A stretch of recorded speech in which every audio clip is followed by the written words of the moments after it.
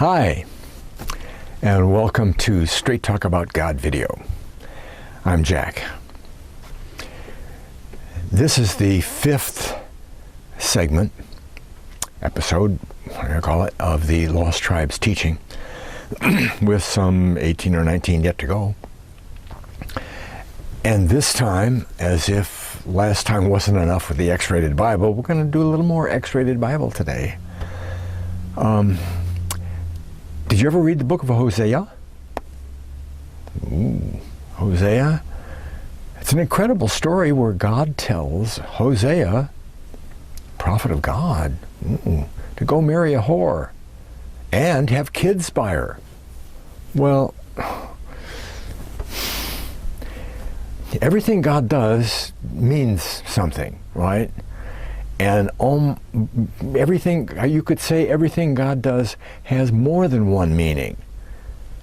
Because here's this prophet walking around the desert naked for 3 years or whatever, and that's the physical thing, but what does it mean according to what God wants us to find out? And Hosea is the same way. What does Hosea mean? You know? Well, world history can supply the answer. yeah, we can find out. You can't find out from Hosea or the rest of the Bible. You know, he tells the story. Well, we'll get to that, okay? Okay, in the past weeks, we've seen how the prophecies and the promises to Abraham, we studied those, and how they were passed on to certain, not everybody, but certain of Abraham's descendants, okay? And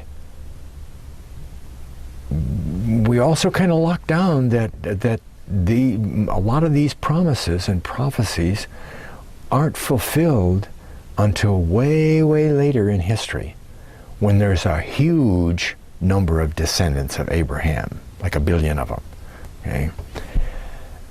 And we also took issue with the people who say, well, it must be the Jews. No, you can fiddle around 2 or 3 prophecies here and there and make them fit the Jews. But then what do you do with the other 250? Okay, there's hundreds of prophecies to the house of Israel, which is not the Jews. And so because it's not the Jews, some people even tried to make it Christ, which is, we'll just leave that alone. So what's left? If the Bible has to be true, then what's left? We don't know where this house of Israel that got all these prophecies, we don't know where they are. They're gone. They disappear from biblical history and supposedly from secular history too. Now, if you've seen any of the other segments, you know what the teaching is on it. You know, that their names were changed and where they moved and what they did and all that, as overview, but not the details. And that's what we're doing as we go through here. We've taken up one segment that locks down the details, the bottom line that the Celts did this, or the Israelites did that, or they were called that, okay?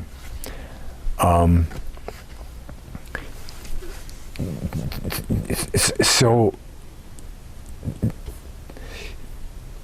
the people, instead of looking at history and stuff because it isn't available or whatever, or they have been mistaught and haven't even thought about the idea of the lost tribes, people just pass right over and can't find the fulfillment. So they pin it on the church. Well, Paul says that the believers, the faithers, the saints are the seed of Abraham. Well, seed of Abraham, okay, that fulfills the promise. When was the last time you saw the Christian peoples of the world, the Christians, controlling the Panama Canal, the Suez Canal, the Straits of Gibraltar. Christians don't do that. What church would that be? You know? It's physical descendants doing physical things, possessing physical gates. It can't be the church. And all of that confusion is cleared up by knowing about the birthright, right? Applying Genesis 48 and 49, that's crossroads that we talked about 2 times ago. Jacob split the birthright. And from that time on, all the descendants of Joseph, all down through history, get those birthright promises. The descendants of Judah don't get those. They only get a chance to rule a family and to be the keeper of the law. So you go through the prophets, and you say the house of Israel did this, the house of Ephraim did that. This is what's going to happen to Ephraim. This is what's going to happen to the children of Jacob, and all those other different names that are on the 10-tribe kingdom. And you can't find fulfillment anywhere because you're not looking for the right people, right? You're not looking for the right people. Okay. There's scads of references to the 2 separate kingdoms. Okay, a lot of references to them. And last time, with Aholah and Aholabah, those 2 dirty sisters down in Egypt, who eventually worshiped not only the Egypts, but the Assyrians, their gods, and God said, okay, you had it, and he takes them away, boom, done, out of the land. Lost their... But those are the people that were supposed to get the birthright. And they never got it while they were in the promised land. Eh?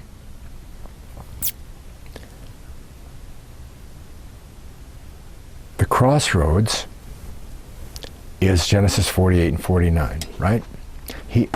Jacob adopts Joseph's 2 sons, and they become number 1 and number 2, as Reuben and Simeon, if you remember. Okay?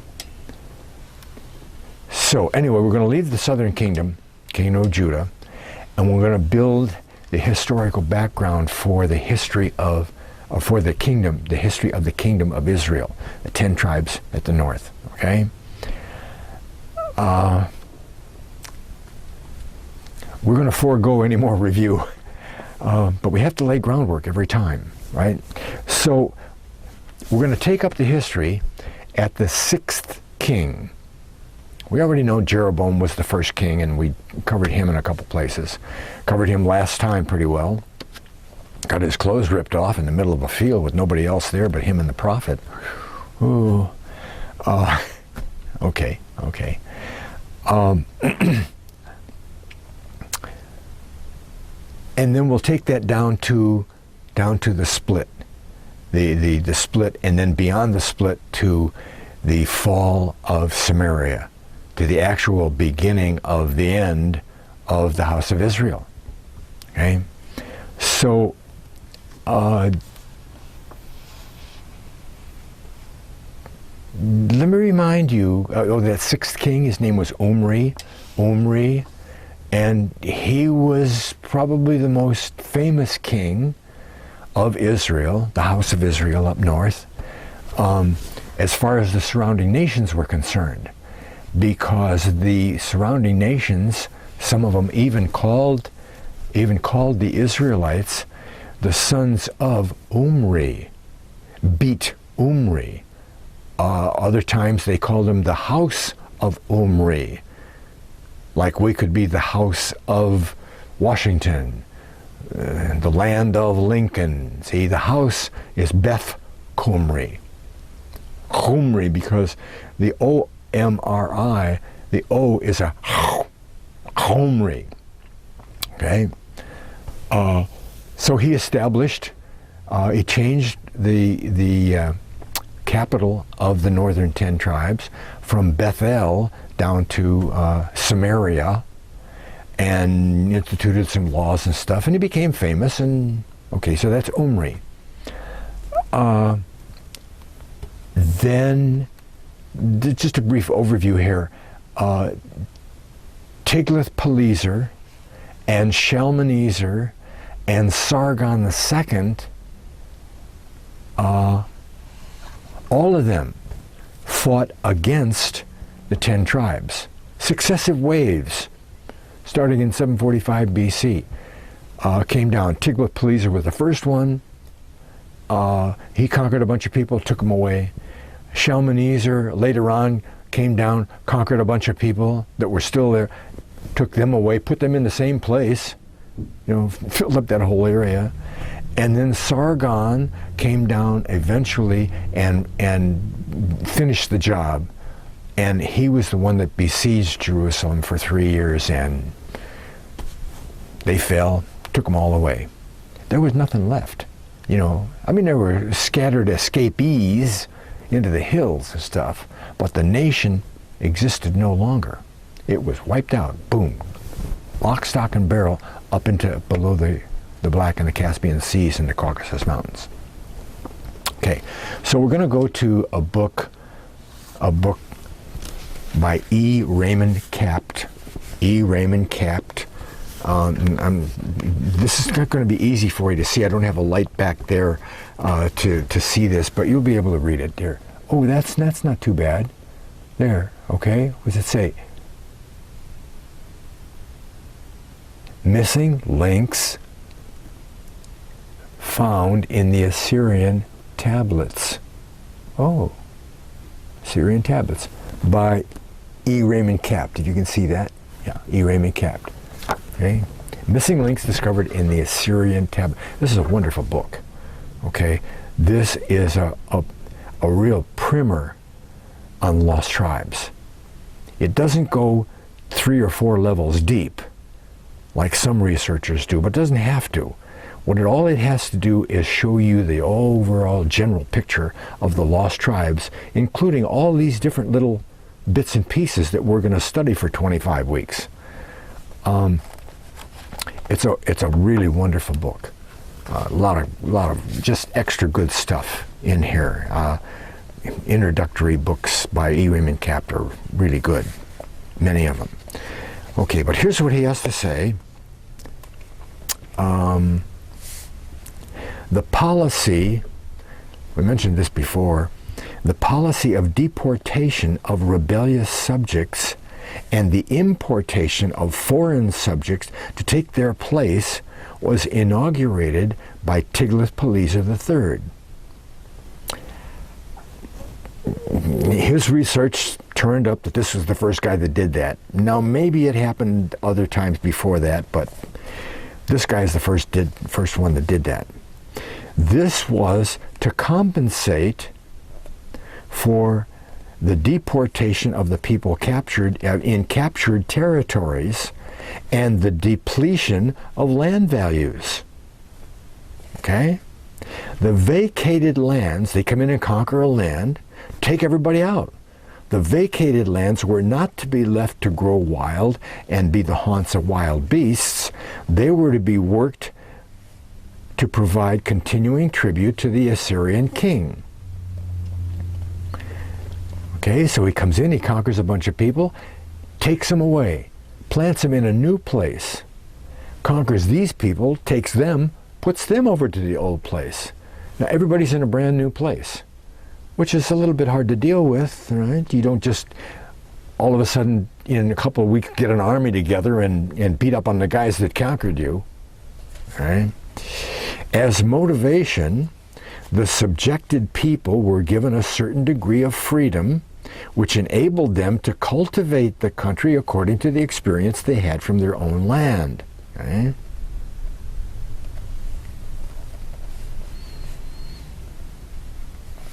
But out of a whole big group of people like that, 5-6 million people total, jobs are scarce. Okay, everybody isn't a farmer. And what happens when there's a lot of high unemployment? People join the military. It's been all through history. Okay, the down and out people can't find a job, they join the army. At least you get a meal. And that's what happened with the Israelites. Okay, after a while, there became bands of mercenaries. And they helped this one and that one and the other one. And we'll see some of that in a lot of detail later on. Okay, a little more. here. Wait a minute.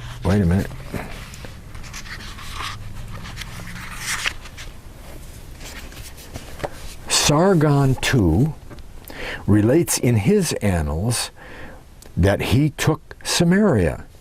Quote, I surrounded and deported as prisoners 27,290 of its inhabitants, together with their chariots, and the gods in whom they trusted. From them I equipped 200 chariots for my own army units, while the rest I made to take up their lot within Assyria. Took them away, took all the chariots and stuff, gave the chariots to the army, and plunked them down in the middle of Assyria, which is right above, right below the Caspian and the Black Seas and the Caucasus Mountains. You know, it's the top of the Fertile Crescent. The Fertile Crescent comes up the Euphrates and the Tigris River and up across the top, and then Syria's there, and then Lebanon, and then Israel. Okay, so right up in the same area that we're going to see Scripture says, right? I restored the city of Samaria and made it more habitable than before. I brought into it people from the countries conquered by my hands. My official I set over them as governor and reckoned them as people of Assyria itself. That's brilliant, isn't it? That's brilliant. How many legions of soldiers does it take to occupy a conquered country? Phew. You know, conquering forces, occupying forces, terrible logistics, okay? But what about if you just take the people away and bring up a whole bunch of brand new people, strangers to the land, that have to get accustomed to the land and everything, and then you put governors over them, and you have a few police force, whatever, you know, but you don't have to leave the army there. It's great. And here's the other point. Wait a minute.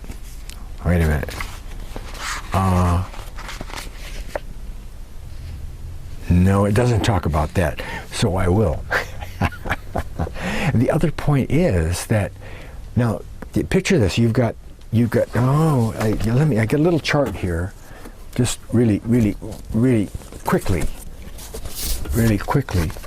Okay, we've got Israel down here. Okay, Israel down here. There's the Caspian Sea and the Black Sea. Israel's down here. They get taken up below the Caucasus Mountains in this whole area, all around in there, okay? Where are the Medes? The enemies of Assyria, the Medes, they're down here. Well, if the Medes want to try to make war against Assyria, they got to travel through 5 million people before they get to Assyria, okay? Not easy. And don't the armies live off the land? They don't carry all their food with them, okay?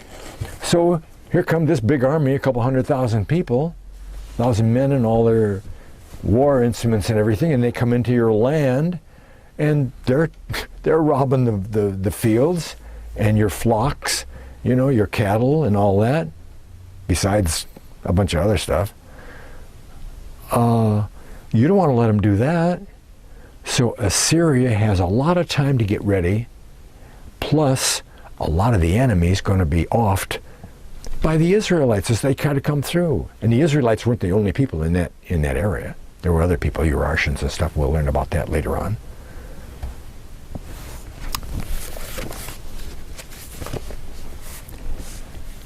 Now here's what the Bible says, okay? The story of the Israelites' downfall and the deportation to Assyria is well known by any student of the Bible. Quote, this is 1 Chronicles 5, verses 25 and 26. Quote, "And they transgressed against God of their fathers, and went a-whoring after the gods of the people of the land that God destroyed before them. And the God of Israel stirred up the spirit of Pul," that's Tiglath-Pileser's other name you'll see later on, "Pul, the king of Assyria, and the spirit of Tiglath-Pileser," there's his real name, "king of Assyria, and he carried them away, even the Reubenites, the Gadites, and the half-tribe of Manasseh, and brought them unto Halah, Habor, and Hara, and the river Gozan, unto this day." Where's my chart?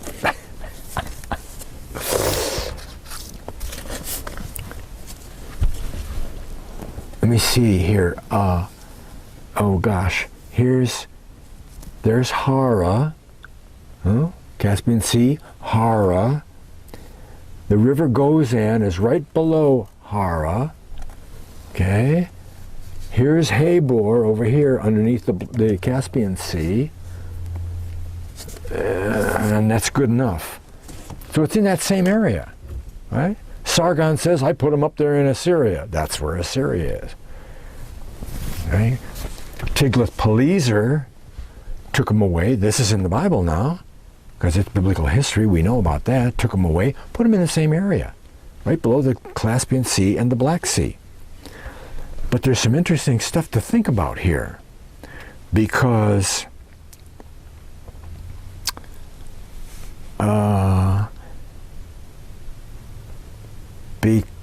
Pika reason. Okay, we'll get to that. Hang on. The same account is given in 2 Kings 15:29. Quote, "In the day of Pekah, king of Israel, came Tiglath-Pileser, Pul, king of Assyria, and took Ijon and Abel Beth-Maacah, and Genoa, and Kadesh, and Hazer, and Gilead, and Galilee, and the land of Naphtali, and carried them away captive to Assyria." From the annals of Tiglath-Pileser III, 745 BC, we find that he also carried away 3 other tribes of Israel, Asher, Issachar, and Zebulun, and distributed them on the borders of Assyria, where he built cities.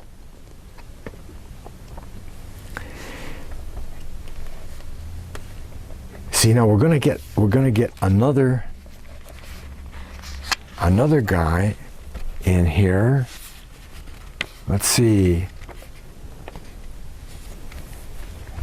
Here's Josephus. Just store all that on the front burner for a second. Josephus also records Israel as having been placed in Media, Persia, okay, writing of the 721 conquest of Samaria. That's when the capital city falls, so that's the official date of the fall of the whole nation of Israel. But Tiglath-Pileser came down in 745. 745. That's 24 years earlier. It took 24 years before Samaria, the capital, fell. So a lot went on before that. You've got to keep that in mind. Quote,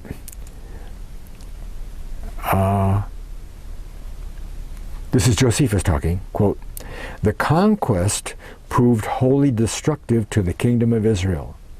Hosea being made prisoner," he was the king of Israel at the time when it fell, when Samaria fell, "and his subjects being transported to Media in Persia, and replaced by people whom Shalmaneser," not Tiglath-Pileser, Shalmaneser caused to remove from the borders of Chutha, a river in Persia, for the purpose of settling the land of Samaria.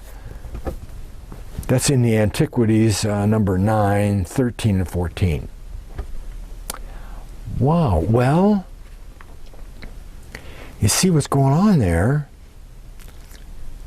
There's two different kings, okay? And he's putting the people in the same place, okay?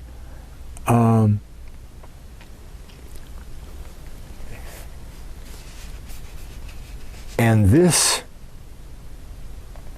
conquest of Samaria, yeah. Sargon, okay, we won't do that part. But I want to point out to you that that this final conquering, 721, with the fall of Samaria, we have to remember this didn't happen all at once. Okay, for 25 years they conquered the house of Israel, and then Sargon's son Sennacherib became the king of Assyria, and he continued trying to conquer the whole land of Israel, and came up against all kinds of Jews, cities, and took them away, put them up in the north area, besides all the Israelites that were up there already, and came up against Jerusalem. Maybe you know that story. I think we'll get to that later on, but no, maybe we don't, because we're only worried with history. Anyway, he comes up with 185,000 troops. Whoa. Okay. Well, Hezekiah says, "Oh, God, help us, God." Say, "Hey, don't worry about a thing." And the angel of death came around and killed 180,000 in one night. Boom. Sennacherib didn't have any army left. He went back home. Okay? But at one time, he was up on the border sending reports back to his father, Sargon, too, about what was going on in the area with the Israelites and the Urartians and the Mani and a couple other peoples up there, besides the Israelites.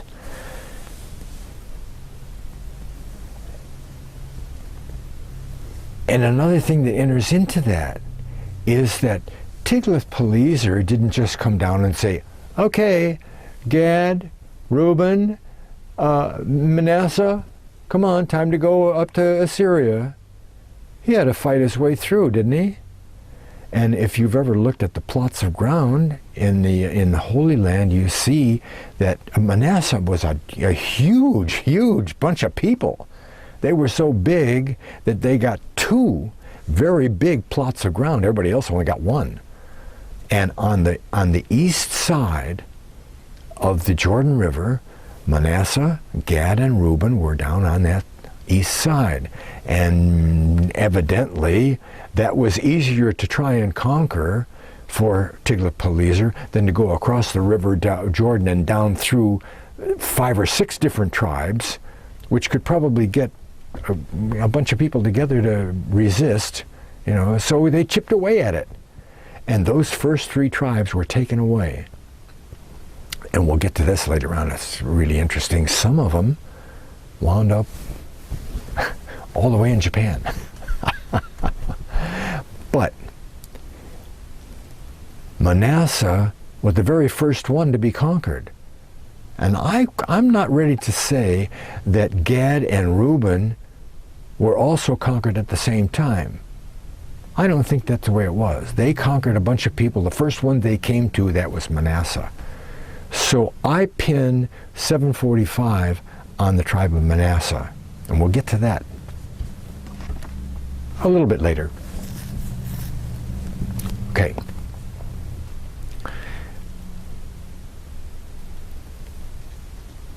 I think we need to go, let me refresh your memory about the names, okay? Qumri, the Assyrians up north called the Israelites Qumri, after Omri the king, right? But they also called some of them the Gamir, or the Gemera, or the Jimera, or whatever side of the river you were on. You pronounce it a bunch of different ways. But the Jimera, Jimerai, became in Greek Chimerioi. Chimerioi. Okay? But over east, underneath the Caspian Sea, the Persians, not the Assyrians, the Persians and the Medes called them, the Israelites, by different names. They weren't the Qumri. They weren't the Gomer. They were the Iskuza. And nobody ever heard of them in history.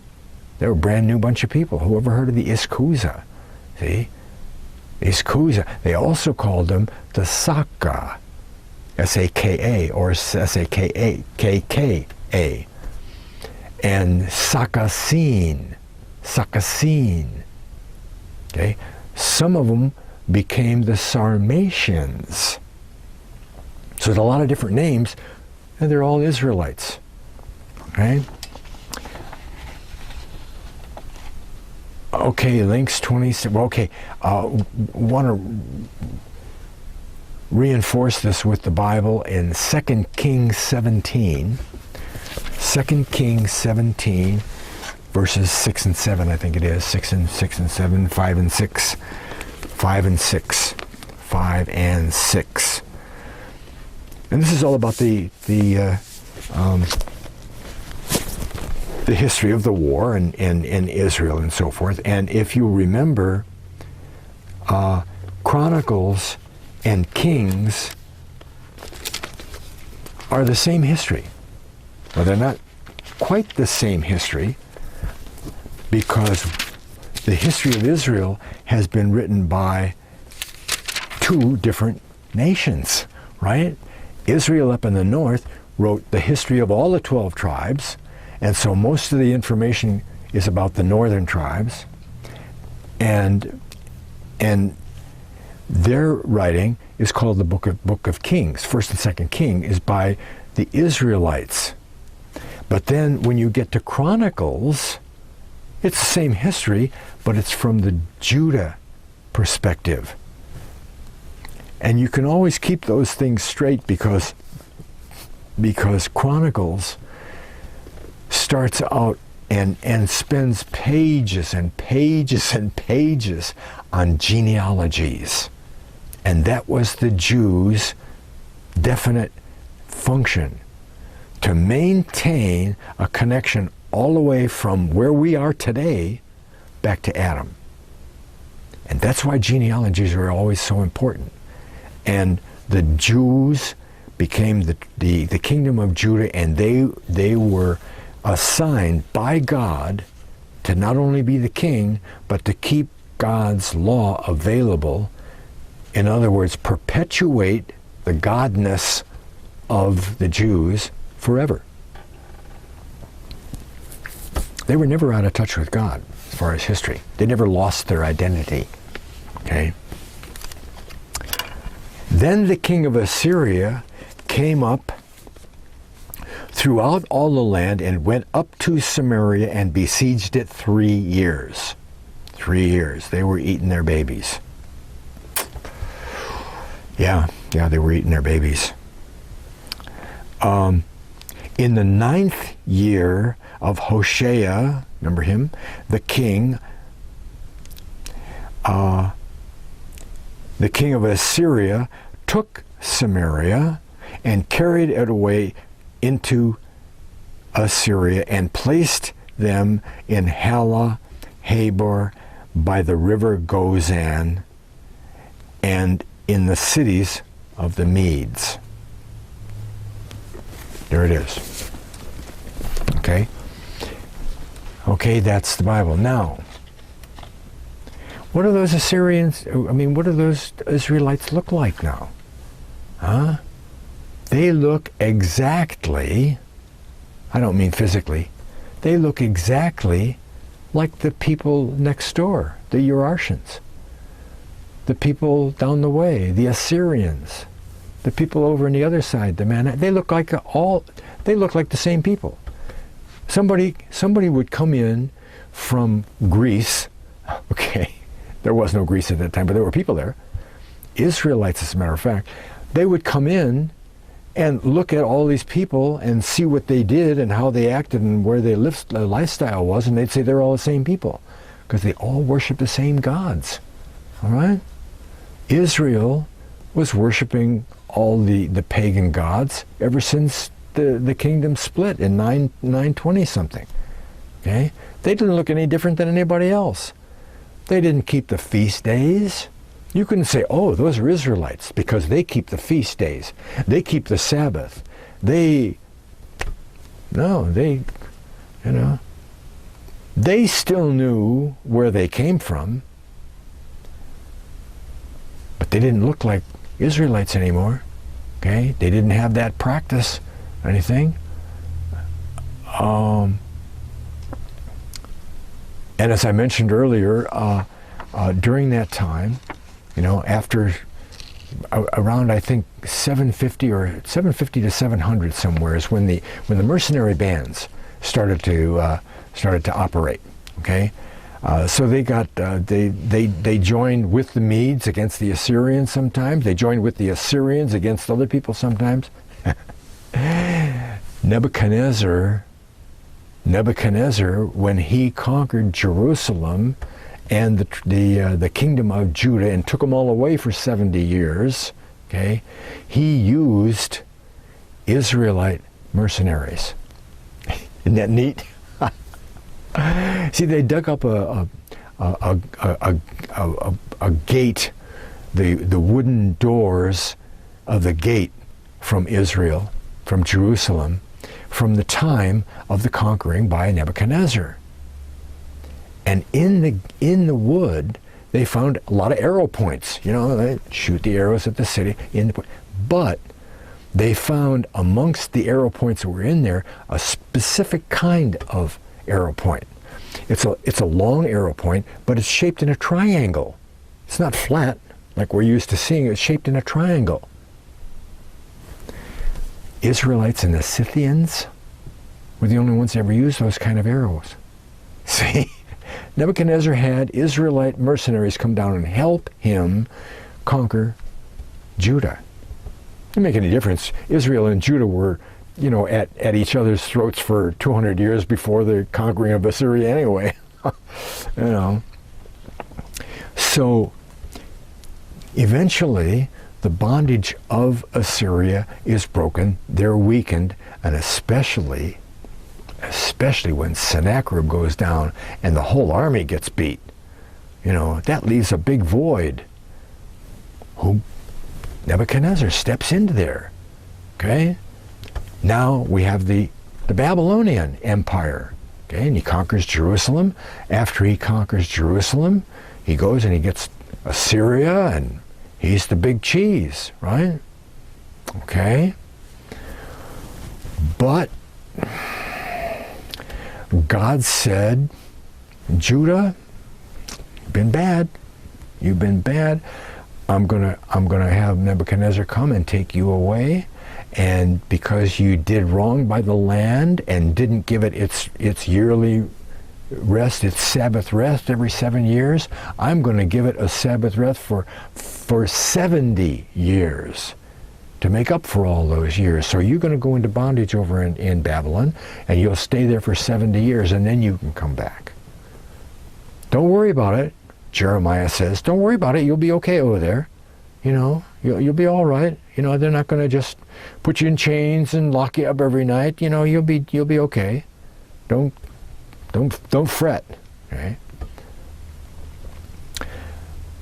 Well, at the end of 70 years, why would Babylon, why would they ever let all those people go? The higher classes that they conquered first before the turn of the century, 605 or whatever it was BC, took all the big artisans and the craft people and the high princes and the ministers, and Daniel and Meshach and Abednego and all those guys, they all went, And then the second wave came over and they beat a bunch of more people, took over to Babylon, and finally conquered the last of them, Zedekiah. Hey, they were doing they were doing okay over there. They had their little shops and doing stuff, they were doing okay. They were doing so okay that when the 70 years was up and they were allowed to come back, only 50,000 of them came back, and over 600,000 of them went. See? It was like 600,000 Jews stayed. They stayed there. Why would they stay? Because they were doing great. They were doing fine, you know? Now that's all background. Is Babylon going to let these heavily productive people and servant class down below just walk away? No! They're going to do that, right? Well, that's where Isaiah comes in. Because Isaiah started out somewhere like 780 BC. Samaria didn't fall until 721, okay? 50, 60 years. And he prophesied all kinds of stuff against the house of Israel. I call Isaiah the book of Israel, and how Israel, what they're going to accomplish by themselves under God's direction, and how that's going to relate to Jesus and the Messianic age and all that. It's all about the house of Israel. Well, chapter 44, Isaiah says, he says, there's this kid going to be born. It'll be maybe 200 years from now. He doesn't say all that, but that's what it is. About 200 years from now, and his name is going to be Cyrus. Cyrus. And he'll let the people go. Cyrus wasn't even born yet.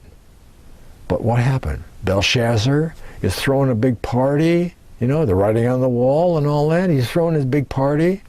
And they're having such a good time that they don't notice that Cyrus is upstream and he's diverting the Euphrates River. He's putting it around so that the big gate that protects the river going into the city, it's dry land. Well, it's not dry, underneath the gate. The army just walked in underneath the gate, took the city in the middle of the party, and took over. And one of the first things Cyrus does, he puts out an edict. He says, anybody in Babylon, anywhere in the empire, anybody wants to go back to Jerusalem, to the city, to Israel, to the promise, you go. Permission, go, boom. He even gave him supplies and stuff. Great, go. See, God had it all worked out. Okay, that's some of the history, right? Cyrus.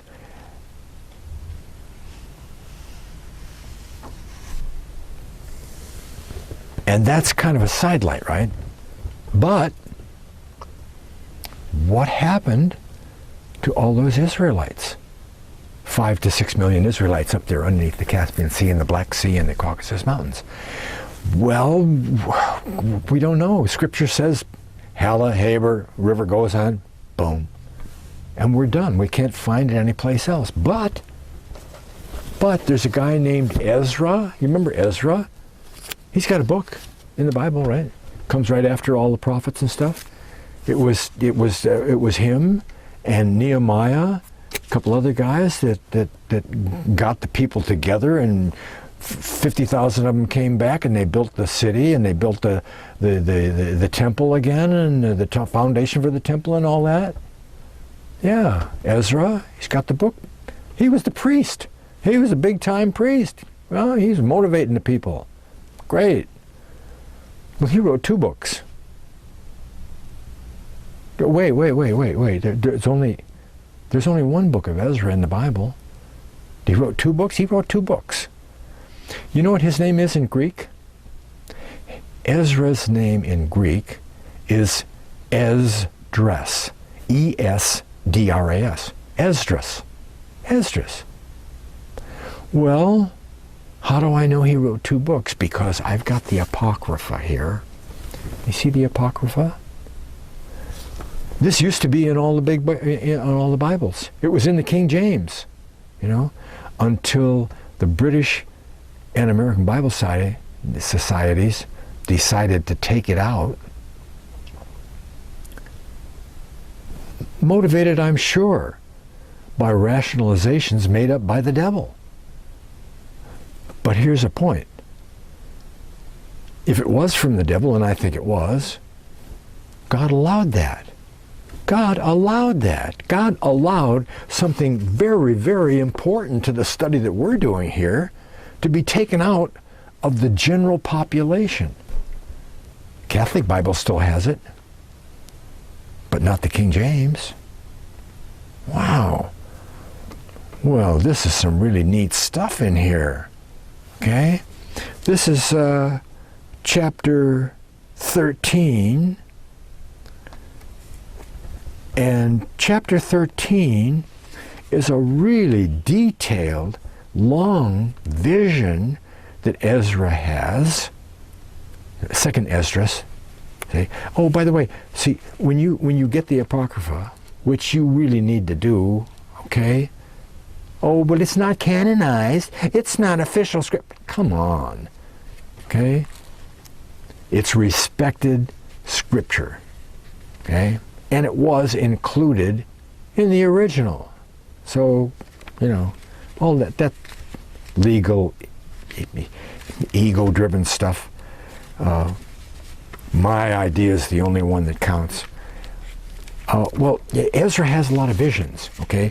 And this one vision is all about the Messiah. Who he is, what he comes up, and he tells about the dream and everything, and then the angel comes and he interprets, okay? He interprets.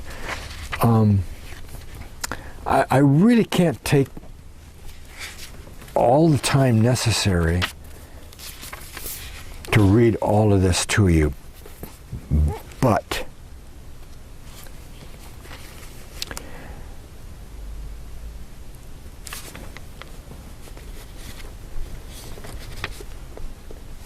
he says, well, the Messiah comes, he offs all the bad guys, da-da-da-da-da, there's a big war. There's a lot of wars happening between all the nations and everything, like today. And Jesus shows up. Doesn't call him Jesus in here. The Messiah shows up, and all those wars, all those countries stop fighting against each other. They all turn and they're going to fight against Jesus. I take that to be Armageddon. And he takes care of them all. And then at the very end of this big long vision and big long interpretation, there's just a little sentence for, doesn't mean anything at all. Sure. Afterward, I saw this man come down from the mountain and call to him another multitude that was peaceable, not the one that was making war and he just got rid of. Okay? Then many people came to him, some joyful, some sorrowful, some in fetters, some bringing offerings. End of vision. Done. Okay, well, that doesn't mean anything, does it? Huh? Jesus comes, he offs all the bad guys, and everything's fine, and everybody gathers around him. No. Okay? Here's the interpretation, okay? I mean, this interpretation takes 2 pages. It's all the way here and halfway down the first page here. But at the end, the angel tells him what those peaceable people were. See? And as for your seeing him gather about himself another multitude that was peaceable, these are the 10 tribes. The 10 tribes. The house of Israel. How do we know he really means them? 10 tribes that in the days of King Hosea, there it is, were carried away from their own land into captivity, whom Shalmaneser, the king of Assyria, made captives and carried beyond the river, and they were carried off to another country. There it is. That's only the beginning. That just identifies who those people that Ezra saw in his vision. Right? And you got to remember that this vision, Ezra is 100 to 150 years after. Yeah, it's almost 200 years after the fall of Assyria, or Samaria, in 721. Okay? They came back from Babylon down almost to 500 BC. And then they spend a few years there. It takes them 15 years just to lay the temple foundation. So it's a long time. See? And he's got this vision of what already happened, or maybe will happen in a few years. Okay? Carried away by Shalmaneser, carried to another country. But they formed this plan among themselves to leave the heathen population and to go to a more distant region where the human race had never lived, so that there perhaps they might keep their statutes, which they had not kept in their own country. Oh, maybe that's an act of repentance. Surely the princes and the nobility knew all of the prophecies against the house of Israel. And there were plenty of them, okay, besides Isaiah. Plenty of them. And maybe when they finally got so conquered that they were taken completely out of the land and lost their whole kingdom, they said, oh, big duh. What do we do that for? And they said, well, let's get back to God, and we'll go to a place where nobody is. These guys will leave us alone, and we won't be taken up with all this pagan stuff anymore, and maybe that's conjecture on my part, but it fits the scenario of why they determined that they were going to do their own. I mean, this was Ezra, okay? And this is the angel telling Ezra, Word of God, Word of God. And they went in by the narrow passages of the Euphrates River. The headwaters of the Euphrates River is in the Caucasus Mountains. The Dariel Pass is where they went through. For the Most High then did wonders for them, for he held back the sources of the river until they had passed over. Whew. Wow. But it was a long journey of 1.5 years to that country, and that country was called Arzareth. Arzareth. There they lived until the last time, and now, when they are about to come again, the Most High will hold back the sources of the river again so that they can cross over. When Jesus shows up and the people are gathered, that's one place where Israelites who still live in the area will be able to come through the pass and down into the Holy Land.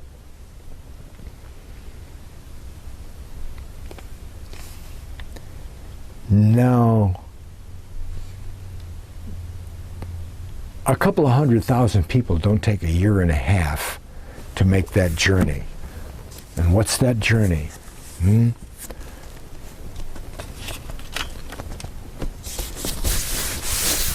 Well, what happened to my pointer?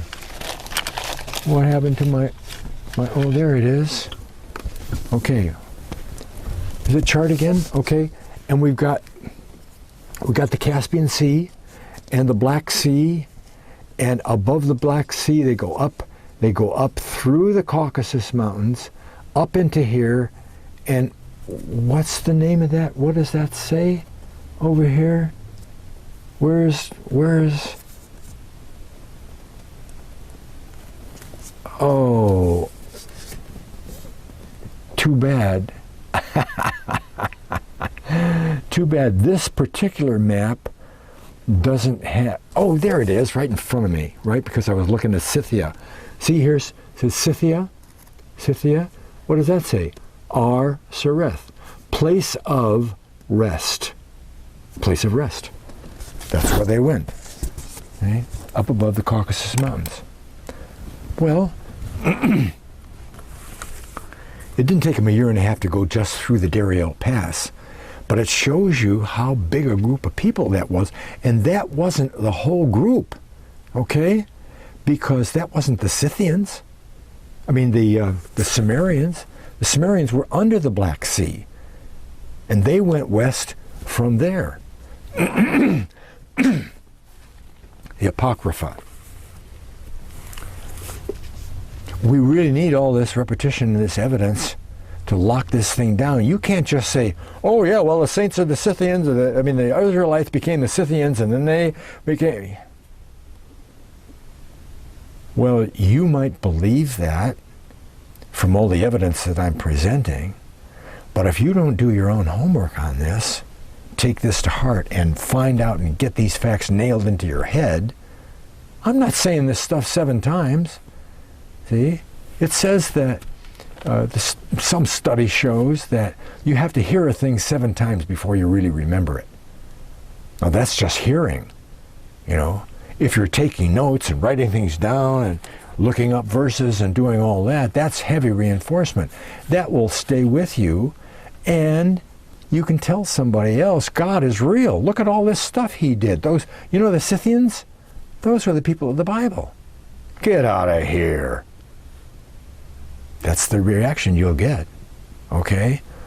And especially if you tell somebody that, oh, you've got your ancestry, your heritage goes back into Europe and the Celtic nations and stuff. Wow, you're an Israelite. Hey, I had one poor woman from Sweden. I tried to tell her that the Swedes are Israelites, mainly from Dan, because Sweden, the Den of Sweden, stands for the tribe of Dan, the same way Denmark stands for the place of Dan, the mark of Dan. She wouldn't have any of that. Oh no. Boy, I could see the anti-Semitism just hit the roof. See? I'm not an Israelite. Those, you know.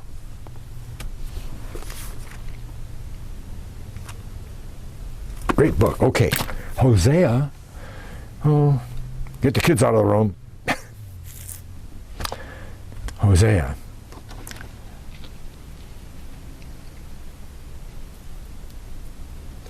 Now, this is going to be a good example also.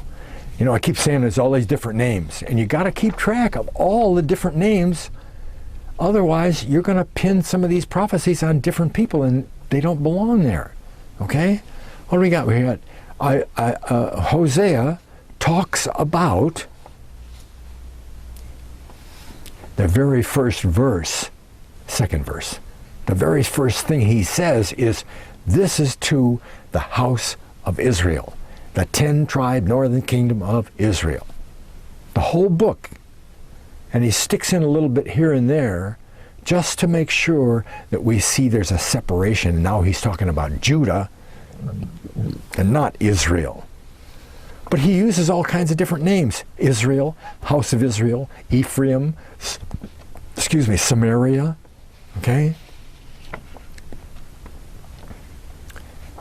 And again, Aholah and Aholabah weren't real people. They were the symbolic tribes of Israel, tribes of Judah.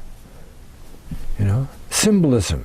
And God working out in symbolism, telling us what he wants us to hear.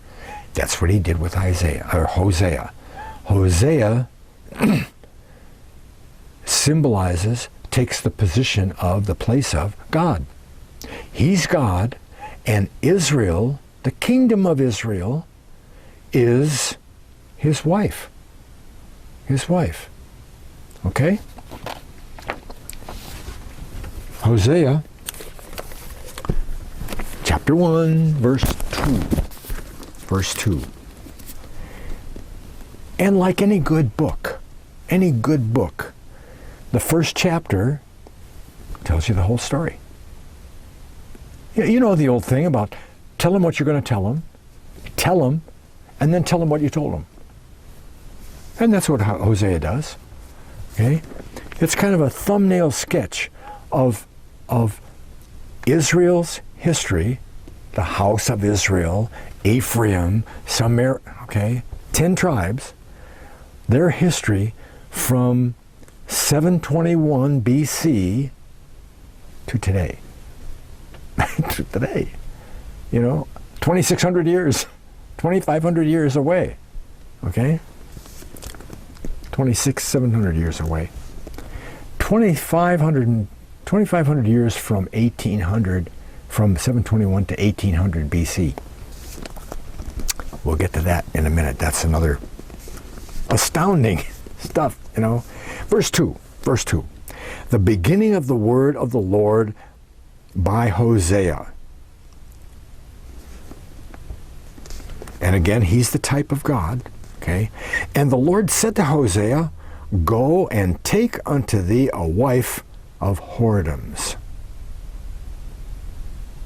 Go marry a prostitute is what he said. Don't try to make that anything else. Go marry a prostitute. And a wife of whoredoms and the children of whoredoms. For the land, which is going to be symbolized by his wife, the land hath committed great whoredoms, departing from the Lord. The 10 tribes are supposed to be worshiping me, their husband, and they went after all those other gods. They were unfaithful to me as their husband. So, I think we just continue on here, 3 through 6 and so forth. So, not only marry, but have kids. So, he went and he took Gomer, the daughter of Diblaim, which conceived and bare him a son. Fine. He didn't get a chance to name the kids because the names all mean things. God doesn't just name a person Frank. He names him Frank because Frank symbolizes something that God wants to tell us. And that's what he does with the kids. Okay? The 3 kids that she's going to have, their names will tell. So God tells him what to name the kid. Okay? And the Lord said unto him, call his name Jezreel. Jezreel, for yet a little while I will avenge the blood of Jezreel upon the house of Jehu, and will cause to cease the kingdom of the house of Israel. See, he doesn't say the kingdom of Israel, he says the kingdom of the house of Israel. No mistaking that, double qualification. Okay? And when is Hosea writing? Well, anywhere between 680 and 780 BC, which again, like Isaiah, is probably before. So in his time, he's predicting what's going to happen. In our time, we're going to see that it already happened. It's going to be history to us, prophecy for him. Okay? Let me go on here. Jezreel. And it shall come to pass, going to cease the kingdom. Okay? Kingdom of Israel, cease. Boom. Nothing left. Okay? And it shall come to pass that day that I will break the bow of Israel in the valley of Jezreel. Boom. But now, if he takes away the kingdom, what happened to the people? Well, they get scattered away, don't they? That's what Jezreel means. Jezreel means scattered. And it has to do with scattering seeds in the field. You scatter seeds. Okay? Jezreel means scattered. So the kingdom is going to cease, and the people are going to be scattered. She has another kid. And she conceived again and bare a daughter. And God said unto him, you don't get a chance to name that kid, Call her name Lo Ruhama. Lo Ruhama. Because she symbolizes what I'm going to do here. For I will no more have mercy upon the house of Israel, but I will utterly take them away. No mercy. Well, I have to stop and tell you that Lo Ruhama is a compound word, and the lo in front means no. No. And Ruhama has mercy in there. So they're not going to have this God's mercy. Whoa. Doesn't mean he's going to abandon them and not kind of push around through history and make them do his plan for them. But he's not going to have mercy on them. You know? No mercy for you guys. But, and he separates the two here, okay? That's the house of Israel. But, verse 7, I will have mercy upon the house of Judah. And will save them by the Lord their God, and will not save them by the bow, nor by the sword, nor by the battle, by horses, nor by horsemen. The Lord will save them. They won't be able to save themselves. They won't be able to fight their way out of a paper bag, but I will take care of them. They'll have my mercy. Okay? They'll always be connected to me. That's important. Hardly anybody talks about that. It's extremely important that Jacob's passing on the birthright to Judah be recognized, that from then on, after Joseph dies, from then on, Judah rules the family. He's the one that keeps the law. He's the one is the repository of God for the rest of history. Even when the Jews don't have their own nation for 1,800 years, or whatever it is, they still are the keepers known as God's people. They don't have a choice. They don't have a choice. God said to Judah, you're going to be king, and you're going to be the keeper of the law. You're going to be my connection with history. Israel won't. So, in order to do that, no matter what happens with the Jews, God is going to have mercy on them and maintain them throughout history so that his name is maintained throughout history. She has a third kid. Now, when she had weaned, Lo Ruhama, she conceived and bare a son. Then said God, call his name Lo Ami. Lo Ami. For ye are not my people. Well, that's what the King James says. Ye are not my people. Ami. Ami. Do you remember Bon Ami? Sort of a substitute for that harsh scouring powder. Bon Ami. Keeps your pants bright, but it doesn't hurt them. Bon Ami.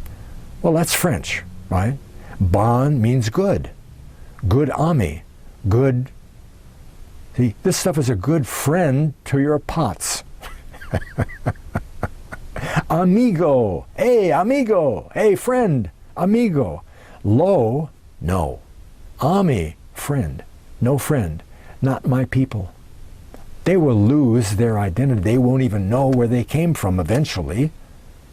Eventually. Okay?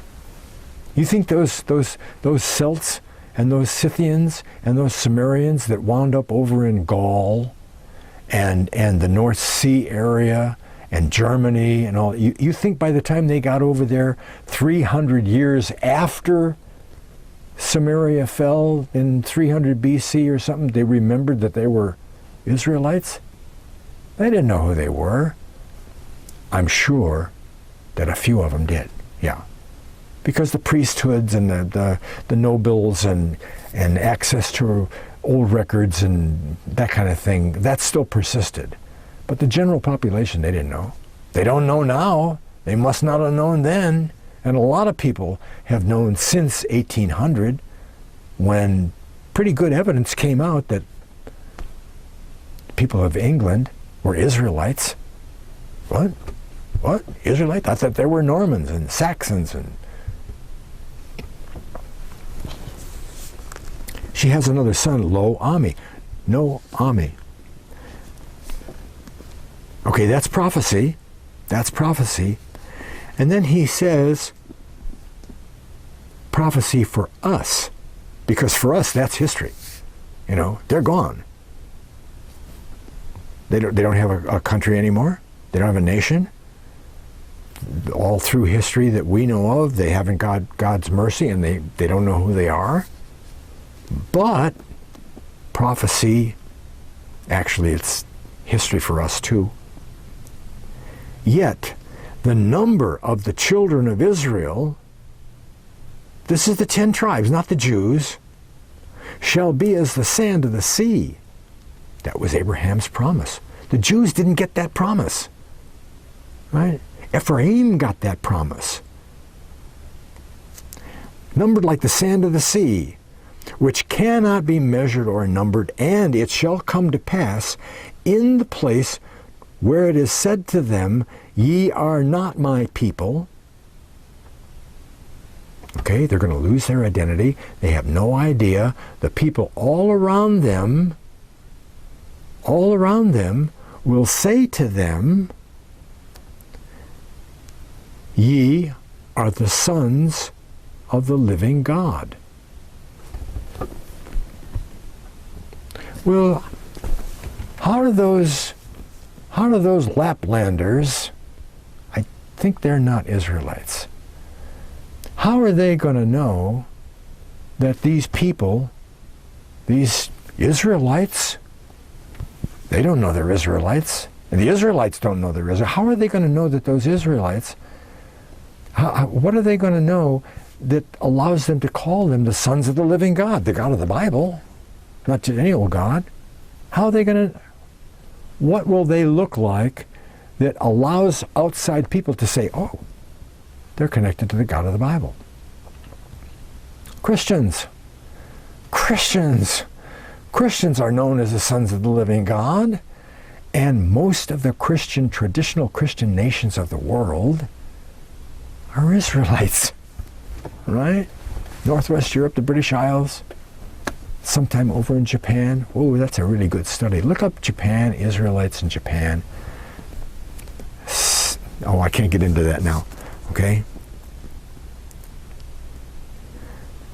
That's not all of it, because at some time when they are known as the sons of the living God, verse 11 says, then shall the children of Judah, the Jews, and the children of Israel be gathered together. Well, wait, didn't the Apocrypha say that? Didn't the angel tell Ezra that that's what was going to happen? The 10 tribes that passed through the Ariel Pass and made it over there and become the sons of the living God? That's what he said. Eh? And they will appoint themselves one head, Jesus, one head, and they shall come up and out of the land, for great shall be the day of Jezreel. What more do you need? Huh? You got Isaiah talking about it, Hosea talking about it, the Apocrypha. We got all these the historical records from the links. What else do we have to look at here? Let's see. Quick. Chapter 2 and 3 has a lot of characteristics that they're not going to lose the feast days and the Sabbaths, and they worship. They'll be in the wilderness. They won't have a king. They won't have a king? What do you mean? The Scythians had kings, didn't they? Sure, the kings of the Scythians, they were yeah, they were kings. They weren't Judah kings. Israelites are supposed to be ruled over by the line of David, the Judah line, the Jews. So for a long time, they're not going to have a proper king. They'll have their own king, but they won't have a king like God says. God says wherever the Israelites are, there'll be a king out of Judah ruling over them, like Queen Elizabeth, Beatrix. Chapter 4 and 5 outlines Israel's sins, reiterates the punishment. They're going to be punished. Well, wait a minute. Punished. Certainly, the fall of Samaria and the wiping out of the whole kingdom has to be punishment. Right? God allowed that to happen. He wanted it to happen because, okay. So, the punishment can start there, right? Right, punishment can start there. That's the punishment period. Okay, we need to, punishment period, well, I guess we have to do that right now, huh? Go to Leviticus 26:18. Leviticus 26:18. It's right near the front of the Bible, right? 26:18. If I can find it here. 26:18. Well, wait a minute. 26:18. Is that what it says here? 155. Here we go. 26:18. Well, the context for all of this is they got the law on Sinai. Okay? Now, I don't know how much Mosaic law they have at this time, but they've got law, they've got statutes. God has given them some rules to follow. Moses says, these are the rules. God said you got to do this. They say, everything God said, we will do. All right. Well, God comes back and he says, you do this stuff, you'll be good. I'll bless you. Not just mercy, he'll bless him, boy. You'll be just great. But he says, this is only conditional because, and if ye will not, yet for all of that, all the stuff that he's done for them, and you still don't do it, I will punish you 7 times more for your sins. Boom. I will break the rod of your power. I will make your heaven as iron and your earth as brass. Brass means judgment. Boom. Hard judgment. Your strength shall be spent in vain. You'll be punished 7 times. What does that mean? 7 times. Well, how are we going to figure that out? 7 times. We know pretty much the history from the Promised Land. We don't have any biblical history after 721, and they go up in Haller and Haber, and the river goes on, and the Apocrypha says they went through there up into Arsareth, but that's as far as we can go with them. And we know some of the history that happened in the Bible. We don't know what happened to them up north. We do know that they became the mercenaries, but that's all. Well, what are we going to figure out 7 times? Could it be 7 days? No, it can't be 7 days. We're talking about lifestyle stuff here, keeping God's law. Well, if you don't keep the Sabbath, I'm going to punish you for 7 days. No. 7 weeks, pretty much the same thing. 7 weeks, that's a pretty short time. I mean, if If you're stealing a candy bar, you might get 30 days or 3 hours in jail. You know, if you steal a car, you spend 4 or 5 years. Okay? So this 7 times has got to be something pretty big that they did. Okay? And so seven years, if you're going to punish them for 7 years, well, maybe now we have to ask, what's going to happen at the end of the punishment? What is the punishment doing for these 7 time periods? Is God going to give them 10 lashes every morning? What is the punishment?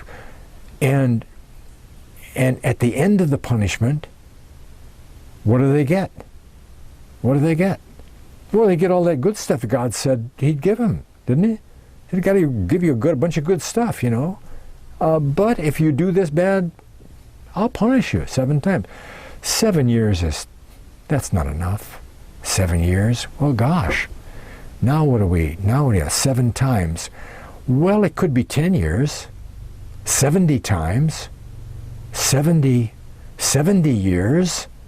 You know, if one time is 10 years, 10 years, well, that would be 70, and that kind of starts to perk me up, because 70 years, that's what Judah was in Babylon.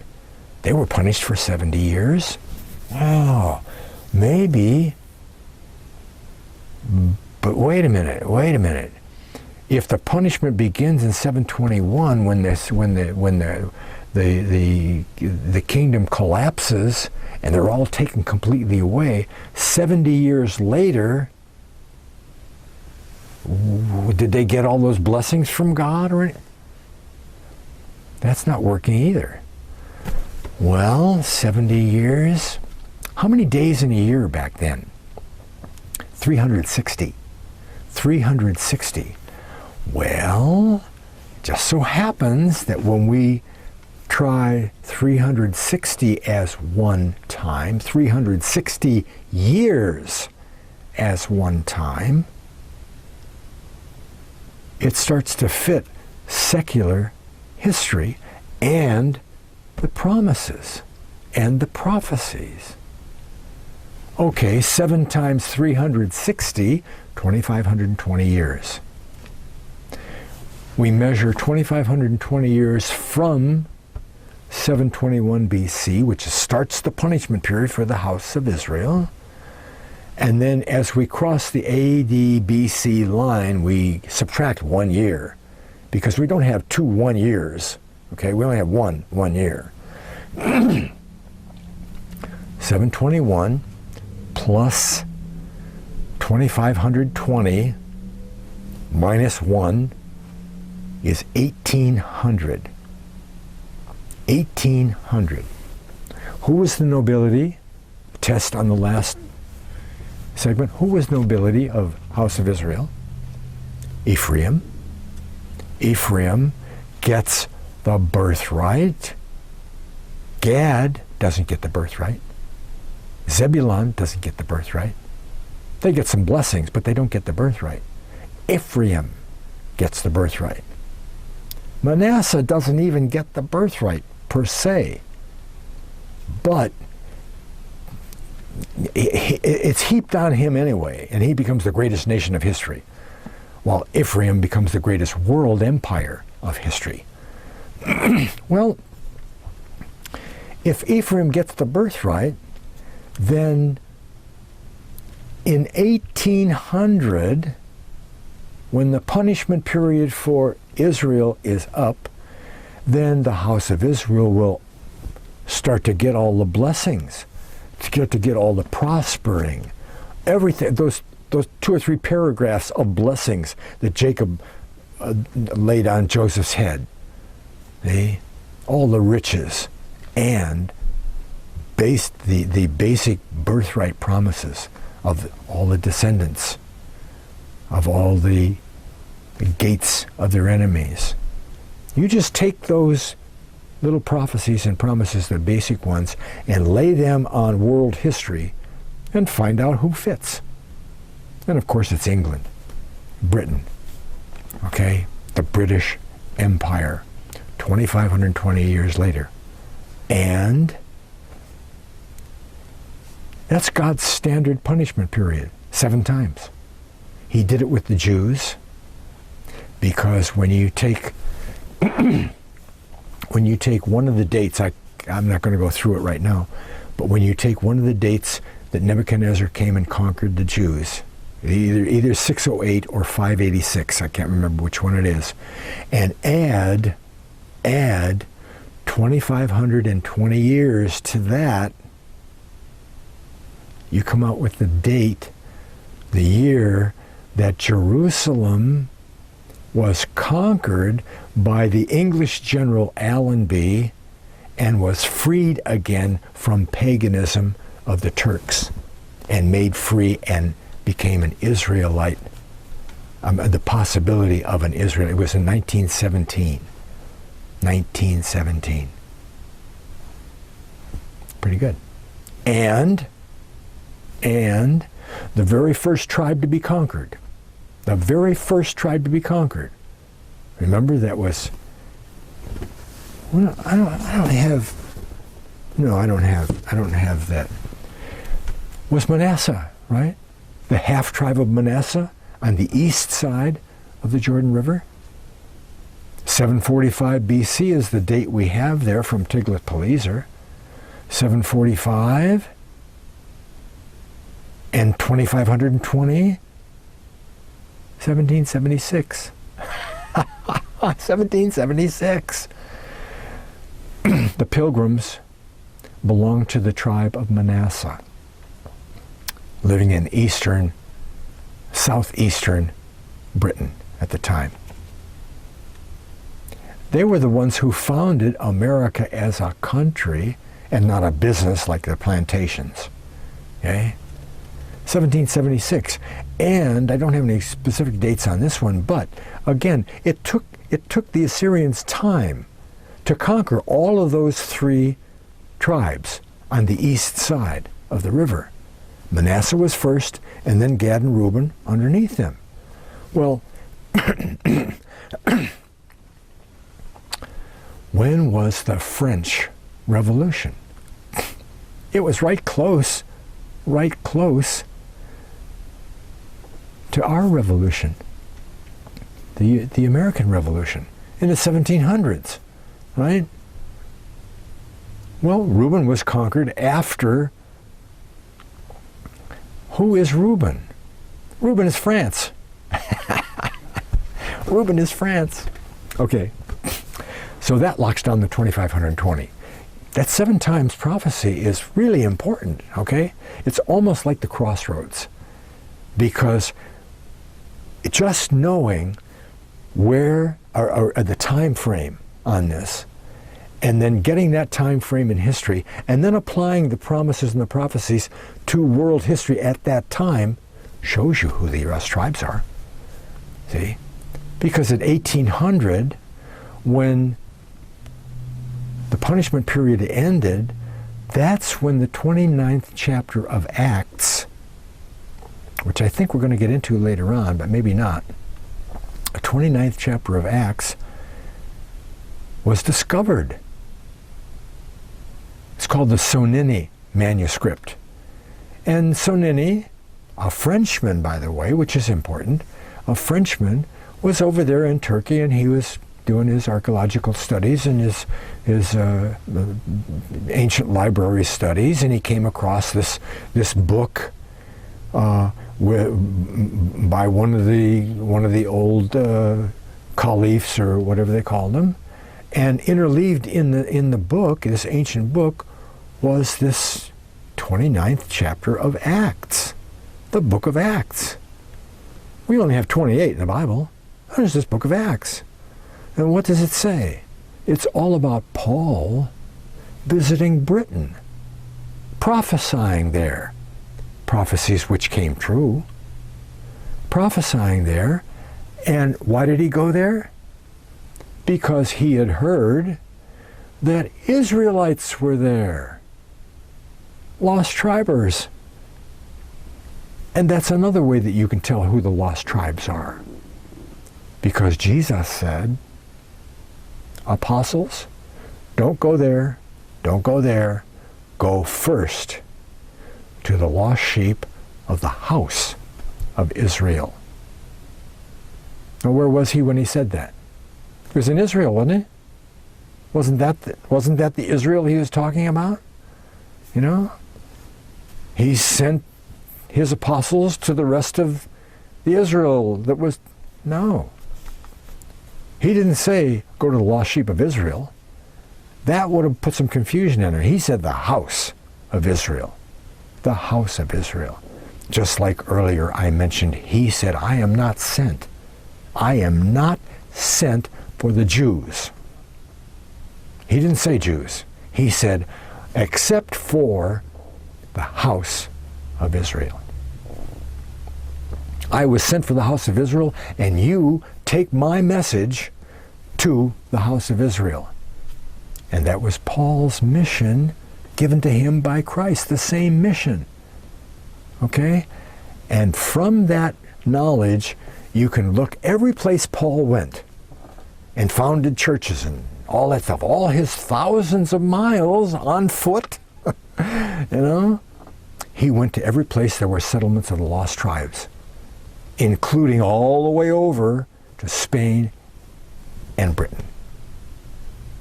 Now, isn't that neat? Okay? It says so in the book of Acts, 29th chapter. He found out there were Israelites over there. He said, well, I'll go over there too. Okay?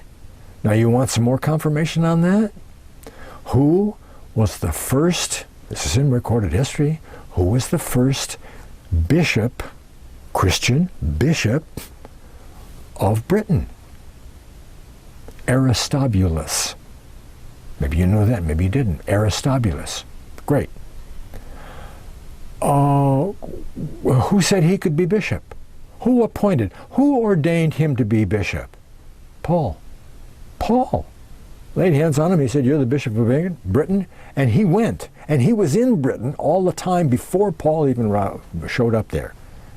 He was already there. Okay, so we got the time period set now. 2,520 years. And one last little bit of evidence for that is Peter, because it's there that we find 2 Peter 3:8 says that the famous saying, you know, a day to the Lord is like 1,000 years. And that leads us into the back part of Hosea, because in chapter 6, verse 1 and 2, chapter 6, 1 and 2,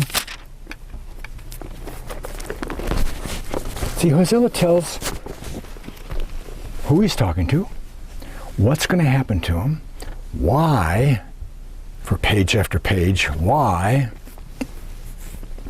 But there's redemption involved here, see? And he slips that in here. Chapter 6, okay? Verse 1 and 2. Come and let us return unto the Lord. Okay? For he hath torn and will heal us. Took our nation away, but he will heal us. Okay? Hath smitten, and he will bind us up. Okay? And after 2 days will he revive us. In the 3rd day he will raise us up, and we shall live in his sight. That doesn't mean a thing. You go through all these page after page of all the sins and what you did, and I know Ephraim and Israel is not hid from me, for now I know Ephraim and thou art committing whoredom, and on and on and on and on and on and on and on. And then one verse says, he'll heal us up and the 3rd day. Revive us on the 3rd day. After 2 days, during the 3rd day, we'll be okay. A day to the Lord is like 1,000 years. And 2 days is 2,000 years. And somewhere in the third day could be midway through that third day, 500 years, 2,520 years. He's telling that the punishment period of 7 times is going to be up in the middle of the third year, which is 2,520 days. Isn't that neat? You get confirmations, little confirmations all over the place that we don't pay attention to. Okay? Now, chapters 7 through 11, a lot more sins and punishments, but he tells them he's not going to abandon them. Okay? And then there's another little, just another piece of bit of evidence in 12, verse 6 again. Well, maybe not again. Verse 12, 1. And this is again, it's to the house of Israel, but it's a more general prophecy that covers more than just 1 or 2 periods of time. Okay? As he says here, Ephraim feedeth on wind. Gets blown around. Feedeth on wind. And followeth after the east wind. He follows after the east wind. The east wind blows and he follows wherever. How do they name a wind? They name a wind by where it comes from. North wind comes from the north. A southeaster comes from the south and the east. Okay? What does this say? He says to follow after the east wind. East wind. The east wind blows west. Blows west. Okay? He daily increaseth lies and desolations, and they do make a covenant with the Assyrians, and oil is carried unto Egypt. You see, just a little, they're going to follow the east wind. Well, what did they do? They got conquered, put up there, and when they had the chance to do what they wanted to do, they went east. I mean, they went west following the east wind, right? They wound up in Northwest Europe and British Isles and... Okay.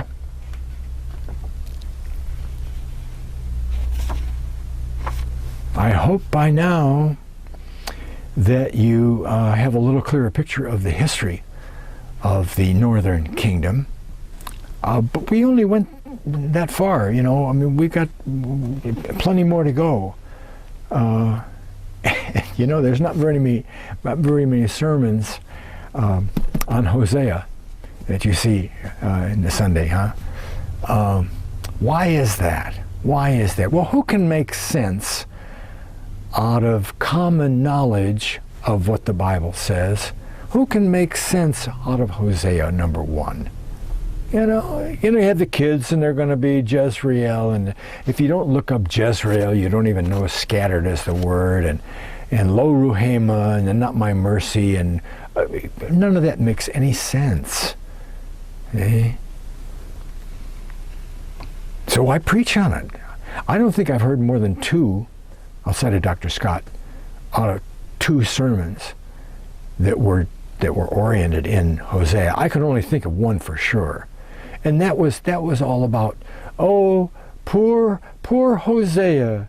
God had to told him he had to go marry a whore, and this is a good example of obedience to God and true love for a wife. Because at one time she leaves him and he has to go get her again, and he says, "I'll take you back," and all that, typifying God giving Israel another chance and another chance and another chance. But nobody can make sense out of that unless you know the history of it. So why preach on Hosea? You're not going to hear about Hosea.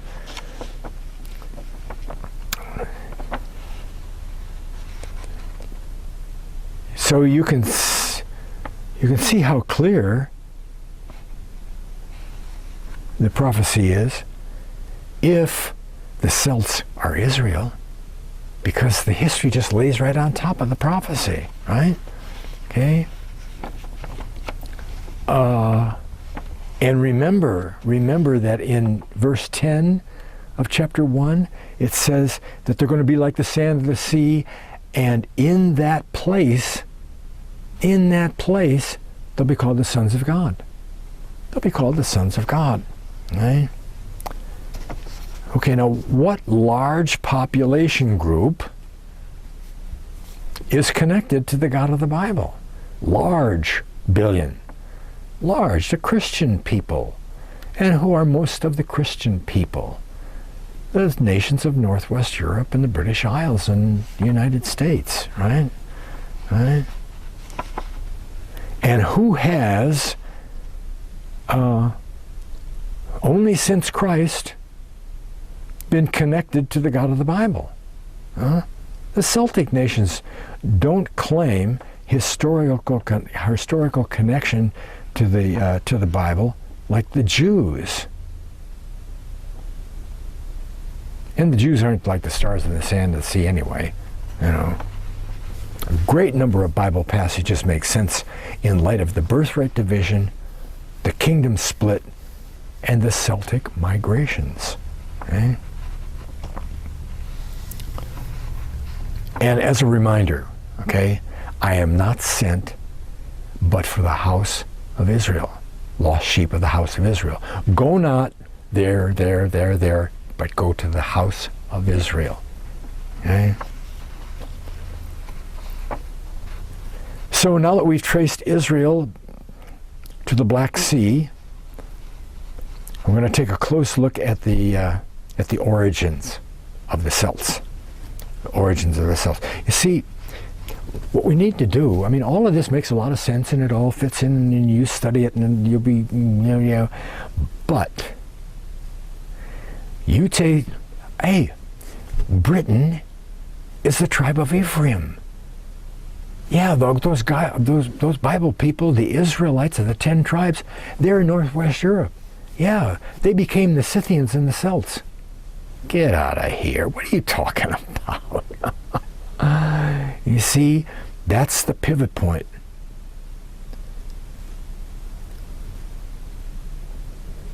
When they move up and go into Arsareth, they're not Israelites. Again, the names all changed. And history doesn't know anything about Israelites. They know about the Qumri, Iskuza, Saka, Sarmatians, Scythians. They know all about them. So we have to lock down the way we looked at Scripture today to say where they went, and secular history, where they went, boom, and then see what they were called in those areas, all those names that I've been giving you right along. We need hard evidence. That's a joke, hard evidence.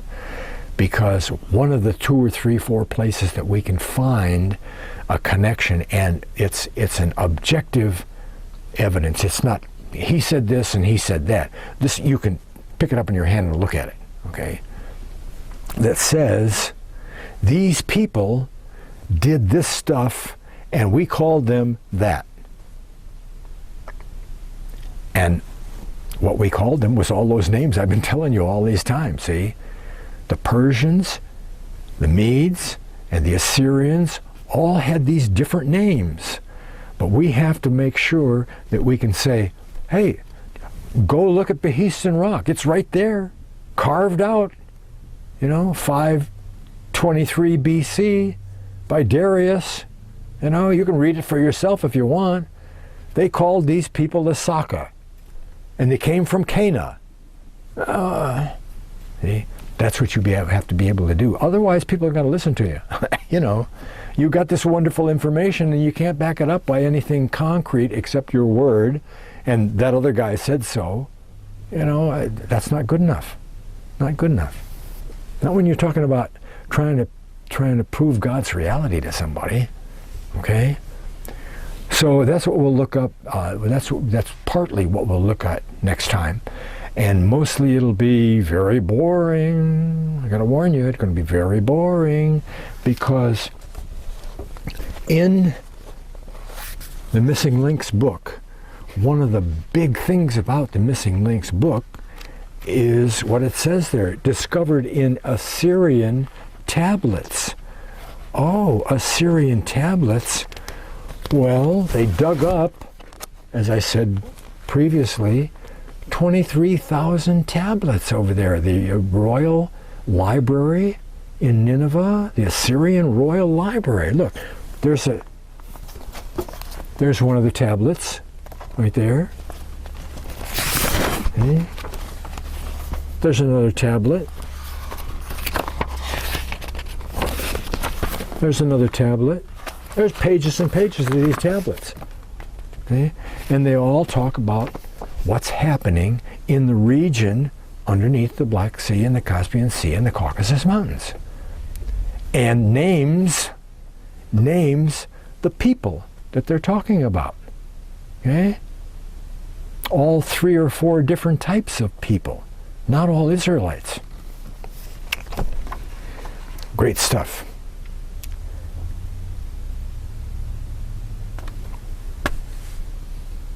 Another one done. All right. 20 more to go. Okay, well, I'm glad you could make it here today. Thanks a lot for watching. God bless.